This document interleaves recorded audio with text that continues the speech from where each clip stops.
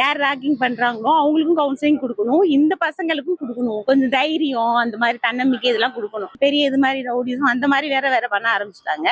இவங்களுக்கு பயப்படாம இருக்கிறதுக்கு விழிப்புணர்வு வேணும்.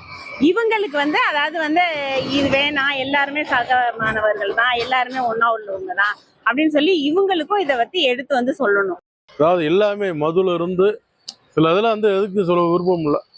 எதுக்குமே ஆக்ஷன் வலுவா இருந்தாத்தான் அடுத்த நாளாக செய்ய மாட்டான். சேர்க்கும் போதே அந்த ஒரு கருத்தை வச்சு சேர்க்கணும். எப்படி வந்தையா, படிச்சியா, போனையா, வச்சையா, அந்த மாதிரி இருக்கணும். வேற ஒன்றும் கிடையாது. அவரு கரெக்டாக இருந்தாருன்னா அப்போ நமக்கு டிசி கொடுத்துருவாங்க, நம்மளோட லைஃப் போயிடும் அப்படின்னு அவங்களுக்கு இந்த எண்ணங்கள் வரும். அவ படிக்கிறவங்களும் அவ படிப்பேன் டிஸ்மிஸ் பண்ணிடுவாங்கன்னு சொல்றது ஸ்டார்டிங்கே சொல்லியிருந்தாங்க அப்படின்னா ராகிங்கிறதே வந்திருக்காரு. இவ்வளவு தூரம் லூஸா விட்டனால பசங்க இந்த மாதிரி இருக்காங்க. இதுக்கு வேற என்ன தீர்வு?